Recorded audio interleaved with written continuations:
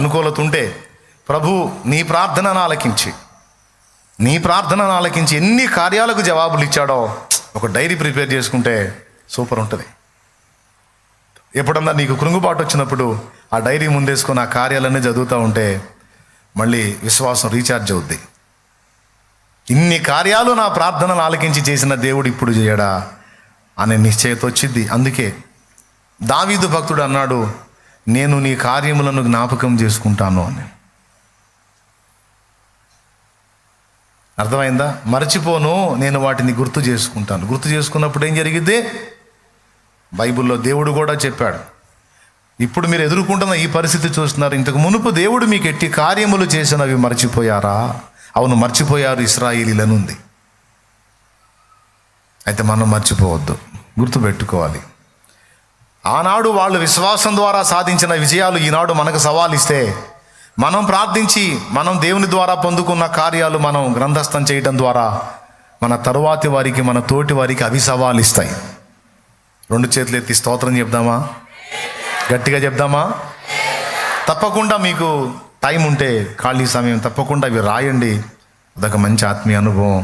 అవి రాసేటప్పుడు కూడా దేవుని ప్రభావం నిన్ను ఆవరించింది. ఎందుకంటే రాసేటప్పుడు నువ్వు ఏడ్చుకుంటావు, కన్నీళ్లు గారుస్తావు. ఎందుకంటే దేవుడు ఎంత స్పష్టంగా జవాబులు ఇచ్చాడో. అవునా? రైట్. రెండవది, ఫస్ట్ పాయింట్ ఏం చెప్పాను? వాళ్ళు మనకు మాదిరి, ఛాలెంజ్ లేదా సవాల్ ఇచ్చినటువంటి విషయాల్లో మొట్టమొదటిదిగా నేను విశ్వాసమును గురించి మాట్లాడుతున్నాను. విశ్వాసము ద్వారా వాళ్ళు సాధించిన విజయాలు కాదు, విశ్వాసము కోసము వాళ్ళు పడిన శ్రమలు కూడా కింద పొందుపరచబడ్డాయి. విశ్వాసము ద్వారా విజయాలు పొందటమే కాదు, మన విశ్వాసాన్ని బట్టి కొన్ని హింసలు కూడా మనం ఎదుర్కోవచ్చు. అవి కూడా ఇక్కడ రాయబడ్డాయి. విశ్వాసము ద్వారా వాళ్ళు సింహాల నోళ్ళు మూశారు, విశ్వాసం కోసం వాళ్ళు సింహాలకు ఆహారం అయ్యారు. ఇది ఇంటూ కొట్టి రాయాలి. విశ్వాసమును బట్టి, విశ్వాసము ద్వారా వాళ్ళు సాధించిన విజయాలు సింహాల నోళ్ళు మూశారు. అలాగే తమ విశ్వాసాన్ని కాపాడుకోవటం కోసం విశ్వాస విషయమై హింస పొందినప్పుడు వాళ్ళలో కొంతమంది సింహముల ద్వారా చీల్చబడ్డారు. అర్థమైందా? రైట్. విశ్వాసమును బట్టి అగ్ని బలమును చల్లార్చారు, విశ్వాసమును బట్టి చల్లార్చారు, విశ్వాసం కోసం అగ్నికి ఆహుతయ్యారు. 2 రాసుకో నాన్న పక్క పక్కన. ఈ 2 విశ్వాసాన్ని గూర్చే జరిగినాయి. విశ్వాసము ద్వారానేమో అద్భుతాలు జరిగినాయి, తమ విశ్వాసం కోసం వాళ్ళు ఇక్కడ శ్రమ పొందారు. ఇవి 2 ఉన్నాయి. నేను చెప్పింది క్లియర్గా ఉందా మీకు? ఎంతమంది క్లారిటీ ఉంది ఈ విషయం? ఆన్లైన్లో వీక్షిస్తున్న వాళ్ళు, జూమ్లో కనిపిస్తున్న వాళ్ళు, లైవ్లో ఉన్న వాళ్ళు అందరూ దయచేసి రాసుకోండి బిడ్డ. విశ్వాసమును బట్టి, విశ్వాసము ద్వారా సింహాల నోళ్ళు మూశారు, తమ విశ్వాసాన్ని దక్కించుకోవటం కోసం సింహాలకు ఆహారమే. విశ్వాసాన్ని బట్టి, విశ్వాసము ద్వారా అగ్ని బలము చల్లార్చారు, అదే విశ్వాసం కోసం వాళ్ళ అగ్నికి ఆహుతించబడ్డారు. నీరో అనే దుర్మార్గుడి పరిపాలనలో ఆదిమ క్రైస్తవ సంఘము యేసునందు విశ్వాసం ఉంచినటువంటి విశ్వాసాన్ని పట్టుకొని వాడు తోటలో స్తంభాలు కట్టి వాళ్ళ మీద తారు పోసి అగ్ని పెట్టాడు. వాళ్ళు సజీవంగా అగ్నికి ఆహుతవుతుంటే క్రైస్తవులు, వాడు వారి మధ్య మ్యూజిక్ ప్లే చేసుకుంటా తిరిగాడు. వాడు సితార వాయించుకుంటా తిరిగాడు. వాడు అలాంటి దుర్మార్గుడు నీరో. అదే భక్తులు నాడు అగ్ని బలమును చల్లార్చారు, దేవుని యందు విశ్వాసమును బట్టి. అదే దేవుని యందలి విశ్వాసము కోసం ప్రాణాలను కూడా అగ్నికి ఆహుతిగా అప్పగించేశారు. ఈ 2 రైట్. మూడవది, విశ్వాసాన్ని బట్టి, విశ్వాసము ద్వారా ఖడ్గదార తప్పించుకున్నారు. అంటే రాజుల చేతుల్లో వాళ్ళు పడకుండా, ఖడ్గం చేతుల్లో పడకుండా శత్రువులను వాళ్ళు హతం చేశారు తప్ప శత్రువుల చేతికి చిక్కల. విశ్వాసమును బట్టి, విశ్వాసము ద్వారా. కానీ అదే దేవుని సంబంధులు తమ విశ్వాసం కోసం ఖడ్గమునకు తమ ప్రాణములు బలిచ్చారు. యాకోబు ఖడ్గము చేత చంపింపబడ్డాడనే విషయం అపోస్తల కార్యం 12వ అధ్యాయంలో రాయబడి ఉంది. గుర్తుందా మీకు? మొదటి వచనం నుంచి చూడండి. దాదాపు అదే కాలం ముందు రాజైన అపోస్తల కార్యములు 12వ అధ్యాయము మొదటి వచనం నుంచి చదువునానా. రాజైన హేరోదు సంఘపు వారిలో కొందరిని బాధపెట్టుటకు బలాత్కారముగా పట్టుకొని యోహాను సహోదరుడైన యాకోబును ఖడ్గముతో చంపించెను. ఇప్పుడు చూడండి, విశ్వాసమును బట్టి ఖడ్గమునకు బలైపోయారు. అదే విశ్వాసము ద్వారా ఖడ్గధార తప్పించుకున్నారని రాశాడు. ఈ రకంగా మొత్తం పోల్చి చూసుకుంటే రాళ్లతో కొట్టబడ్డారు, రంపములతో కోయబడ్డారు, నిందలు పడ్డారు, అవమానాలు పడ్డారు. ఇదంతా ఎందుకోసం అంటే తమ విశ్వాసము కోసం. అంటే మీరు ఎంత శ్రమ పెట్టినా, నా ప్రాణమైనా వదులుతాను, ఎంత బాధ అయినా భరిస్తాను, కానీ క్రీస్తునందలి నా విశ్వాసమును మాత్రము వదలను. గట్టిగా గట్టిగా క్రీస్తునందలి నా విశ్వాసాన్ని మాత్రం వదలను. చేసుకో, ఏం చేసుకుంటావు? మహా అయితే కొద్దిగా శ్రమ పెడతావు, చంపేస్తావు, ఓకే, చంపుకో. శ్రమలన్నీ దీవెనలు అవుతాయి, మరణము పునరుద్ధానం అవుతుంది, తిరిగి బ్రతుకుతాను. నువ్వు నన్ను ఏం చేయలేవు. నా దేహమును ఇబ్బంది పెడతావు, నా దేహమును చంపుతావు, కానీ నా దేహంలో నివసిస్తున్న ఆత్మను చంపలేవు. కానీ నీ గతి ఏమైందో తెలుసా? నువ్వెవరి చేతిలో పడతావో తెలుసా? నువ్వు నా దేహమును చంపుతున్నావు, కానీ నా దేవుడు ఎవరో తెలుసా? నీ దేహమును ఆత్మను కూడా నరకములో నశింపజేయటానికి శక్తి గలవాడు. ఆయన చేతిలో పడతావు. నన్ను శ్రమ పెట్టినా నువ్వు, నన్ను ఇబ్బంది పెట్టినా నువ్వు, నీ శరీరాన్ని కోల్పోతావు, నీ ఆత్మను కూడా కోల్పోతావు. డేంజర్లో ఉన్నది నేను కాదురా, డేంజర్లో ఉన్నది మీరు, డేంజర్లో ఉన్నది నువ్వు అని తమ విశ్వాసం కోసం అశువులు బాశారు, ప్రాణములను పానార్పణముగా పోసేశారు. ఇక్కడ విశ్వాసం 2 కోణాల్లో కనపడుతుంది. ఈ 2 కోణాల్లో భక్తులు మనకి ఛాలెంజ్ ఇస్తున్నారు, సవాల్ ఇస్తున్నారు. ఏది నీ త్యాగము, ఏది నీ సాక్ష్యం అనే పాట ఒకటి ఉంది కదా. ఏది మన త్యాగం, ఏది మన సాక్ష్యం, ఏది? విశ్వాసము ద్వారా నీవు సాధించిన విజయాలు సాక్ష్యాలు. అంతేకాదు, విశ్వాసము కోసం నువ్వు పడిన వేదన కూడా సాక్ష్యమే. సింహాల గుహలోకైనా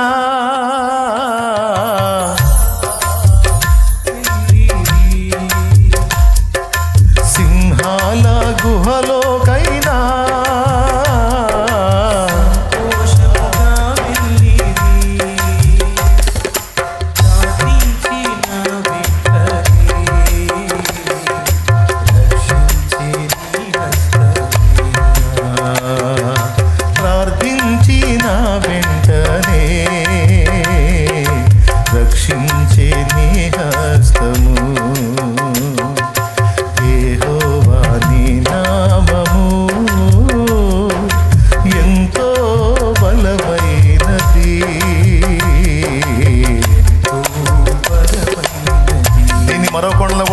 మీరు విశ్వాసాన్ని బట్టి కదా, ఆ నామమును బట్టి, యేసు నామమును బట్టి వారు అద్భుతాలు చేశారు. అదే నామమును బట్టి వారు హింస కూడా పొందారు.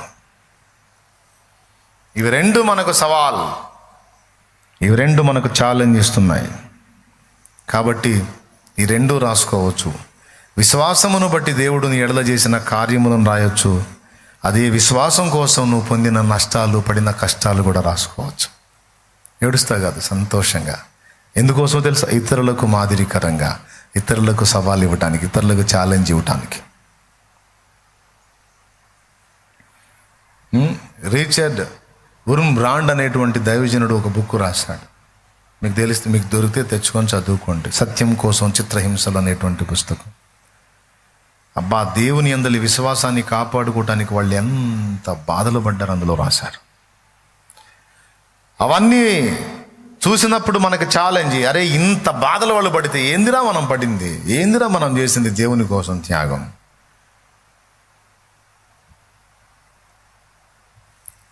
అవయవాలన్నీ వంకరలు తిరిగిపోయిన ఒక అవిటివాడు నాకు సవాల్ చేశాడు, నన్ను సవాల్ చేశాడు.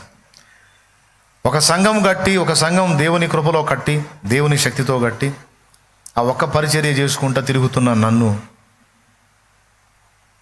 నరసరావుపేటలో ఒక కూటంలో కాళ్ళు చేతులు మొత్తం బాడీ అంతా బెండ్ అయిపోయినటువంటి ఒక దైవజనుడు, అతను ఒక వ్యక్తి తీసుకెళ్ళి కూర్చోబెట్టాలి కుర్చీలో, మైక్ ఒక వ్యక్తి సెట్ చేయాలి, అప్పుడు అతను మాట్లాడతాడు వాక్యం. అంత వికలాంగుడు ఆయన. వాక్యం అయిపోయింది. అయిపోయిన తర్వాత నేను ఆయన దగ్గరికి వెళ్ళి, బ్రదర్ మీరు సువార్థికుడిగా ఉన్నారా, సంఘ కాపరిగా ఉన్నారంటే, నేను సంఘ కాపరినే బ్రదర్, నేను 2 సంఘాలు దేవుని కృపతో 2 చోట్ల కట్టడం జరిగింది, 3వ చోట క్రొత్తగా ప్రారంభించాను అన్నాడు. అప్పుడు అది నాకు సవాల్ చేసింది, ఆ పాయింట్ నన్ను సవాల్ చేసింది, సిగ్గు అనిపించింది నాకు. అది సవాల్ చేయటం అంటే. అష్టవంకర్లు తిరుగున్నాడు ఆ బిడ్డ పాపం. నాకేమయ్య రోగం, టాప్ టు బాటం బ్రహ్మాండంగా ఉన్నాను, కాటా వేస్తే 70-80 కేజీలు తక్కువ దోగను. ఏ వంకర ఇచ్చాడు నాకు, ఎన్ని తలాంతులు ఇచ్చాడు, ఎంత కృపనిచ్చాడు. ఇన్ని పెట్టుకొని నేను అన్ని వంకర్లు ఉన్నాడు, అంత బలహీనుడు, ప్రతి దానికి ఒకటి మీద ఆధారపడాల్సినోడు, 3 ప్రాంతాల్లో పరిచర్యలు జరిగిస్తూ ఉంటే 2 గట్టి 3వది మొదలు పెడితే నేను ఎన్ని కట్టాలి? ఇదేంది ఇంత దరిద్రంగా తయారయ్యాను నేను? ఆ బిడ్డ యొక్క పరిచర్య నన్ను సవాల్ చేసింది. నేను తీసుకున్నాను, దాన్ని ఛాలెంజ్గా తీసుకున్నా, సవాల్ తీసుకున్నాను. నీకు స్తోత్రం ప్రభా అని ఆ రోజే పక్కకు వచ్చి దేవుని వైపు చూసి ప్రార్థన చేశాను, దయచేసి నన్ను కనికరించు, ఇక నేను ఖచ్చితంగా మరికొన్ని ప్రాంతాలకు వెళతాను ప్రభా అని దేవునికి ప్రార్థన చేసుకొని అప్పుడు మొదలుపెట్టింది విప్పర్లపల్లి నరసరావుపేట పరిచర్యలు. ఒక ఆదివారం రోజు ఇక 3 చోట్ల ప్రభు బల్ల, 3 చోట్ల ఆరాధన, 3 చోట్ల సందేశం. ఇక ఆదివారం రోజు ఇక నేను పండుకునేసరికి 1 గంట, 1:30, 2, ఒక్కోసారి 3 కూడా అయ్యేది. పర్వాలేదు. మరి ఏది త్యాగం? అవయవాలు బలహీనంగా ఉన్నవాడు, వికలాంగుడైన వాడు అన్ని చేస్తుంటే అన్ని బాగున్నాడు, నేను ఎన్ని చేయాలి? అందుకే ఆ 3తో ఆకుండా మళ్ళా దైవజనుల్ని సిద్ధపరిచి వాళ్ళకు ఉపదేశం చేసి మరికొన్ని చోట్లకు దర్శించి వాళ్ళని అక్కడికి పంపించి,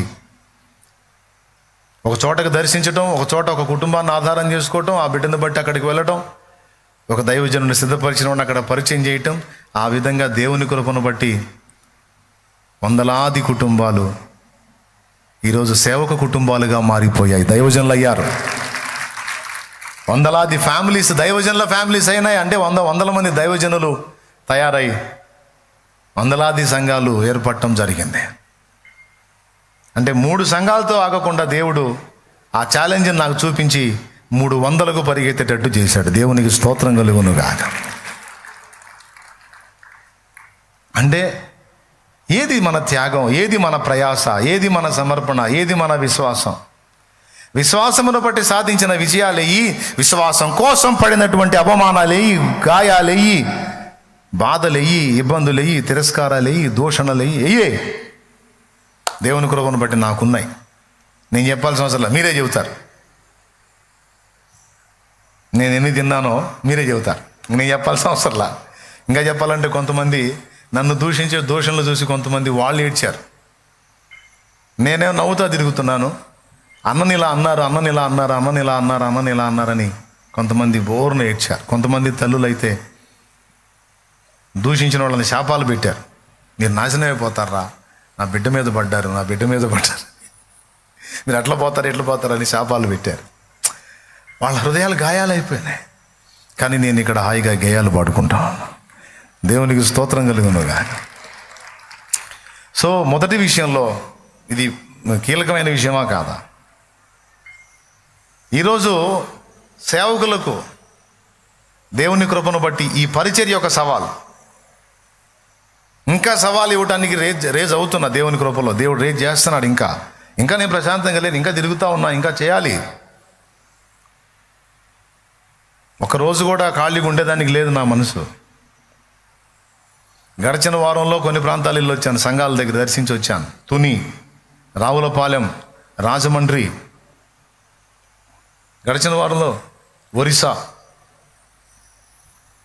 ఒరిస్సాలోకి అడుగుపెట్టి ఒరిస్సాలోకి ప్రార్థనలు చేశాం. కొన్ని ఏరియాల్లో కొంతమందికి సువార్తను ప్రకటించాం, కొంతమంది కోసం ప్రార్థన చేశాం.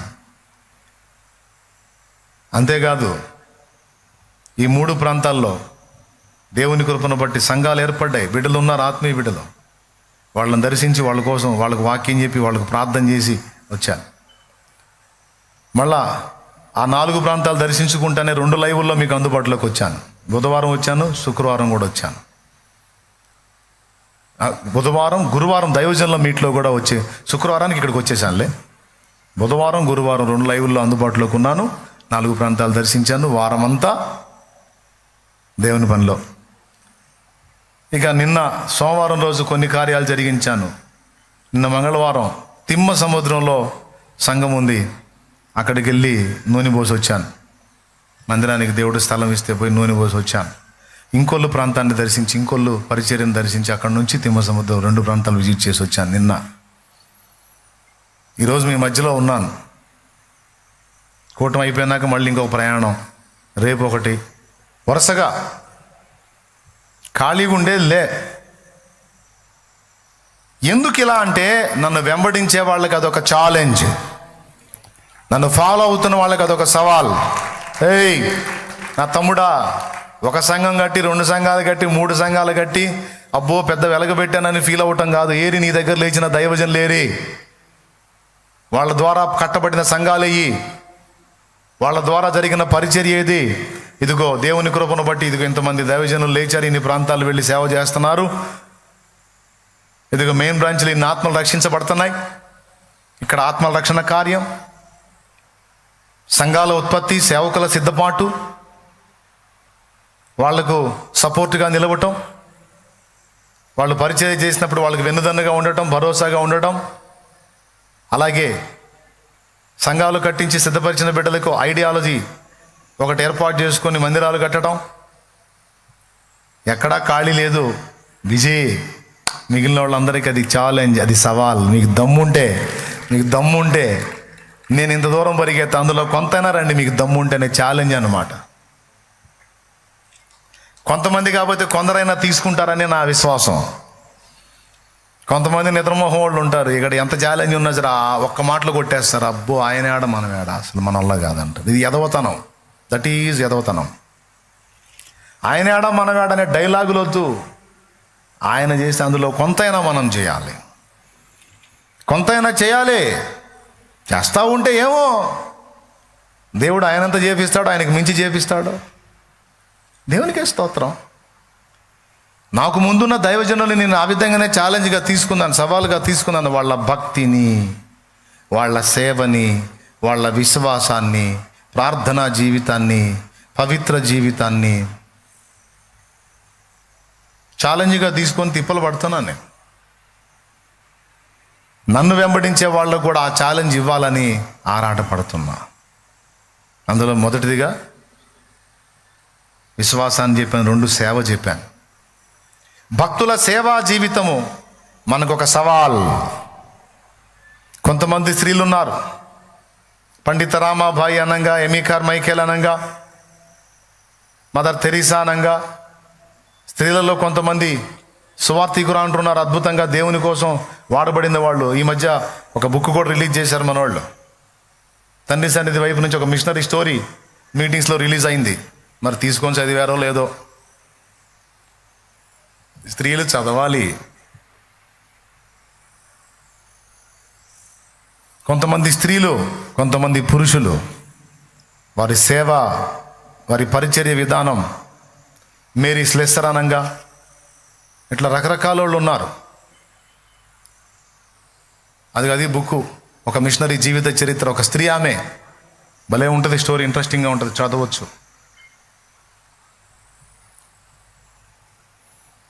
చాలామంది లేడీస్ ఉన్నారు, వాళ్ళ సాక్ష్యాలు ఉన్నాయి, మండిస్తాయి మనల్ని. చదవాలి. ఏం చేస్తున్నాను నేను, నా త్యాగం ఏది, నా పరిచర్య ఏది, నా సువార్త ప్రకటన ఏది, నేను సాధించిన ఆత్మలయ్యి, నేను చేసిన పరిచర్య ఏది.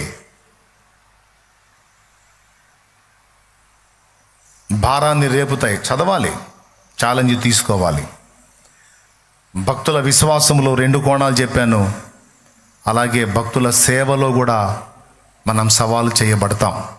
పౌలు అన్నాడు, మాదిరి కోసం మీకు ఉంచాను, ఇలాగా మాదిరి కోసం ఉంచాను అన్నాడు. ఏంటి? కష్టపడి పనిచేస్తూ సువార్త ప్రకటించాను అని. శ్రమపడుతూ సువార్త ప్రకటించింది, శ్రమపడుతూ దేవుని మయంపరిచింది, ఆ నామం కోసం నిందల అవమానాలు భరించింది, దెబ్బలు తిన్నది, కొరడాలతో కొట్టబడ్డది, రాళ్ల దెబ్బలు తిన్నది, చివరికి హతసాక్షులై కూడా మనకు సవాల్ ఇస్తున్నారు వాళ్ళు. క్రీస్తు కోసం ఇదిగో మా శివులు ధారపోసాం, మా విశ్వాసం కోసం ప్రాణాలే పెట్టేశాం, మరి మీ సంగతి ఏమిటి అని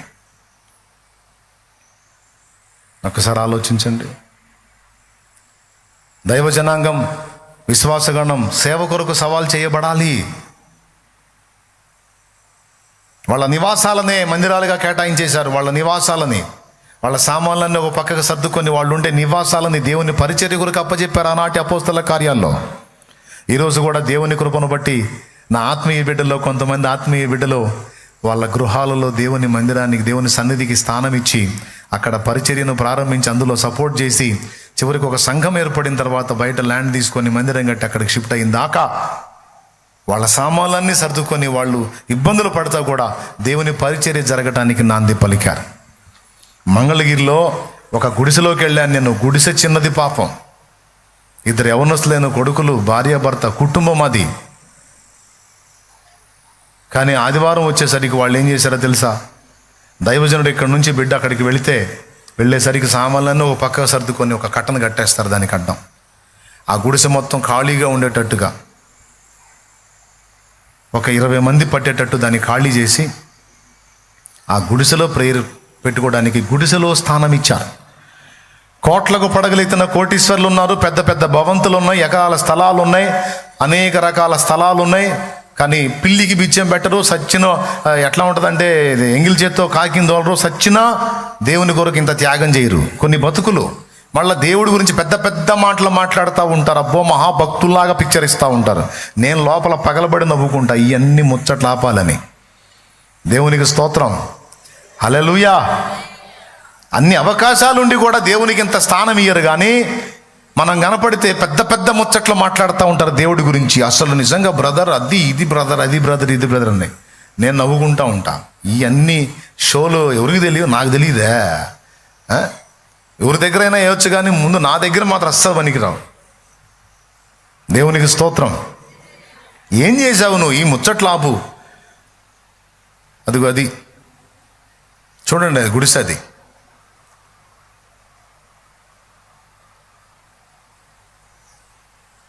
ఆ మైక్ తీసుకొని పాడేవాడు ఆ ఇంట్లో ఆ గుడిసెలో ఒక బాబు, ఆ పెద్ద కొడుకు.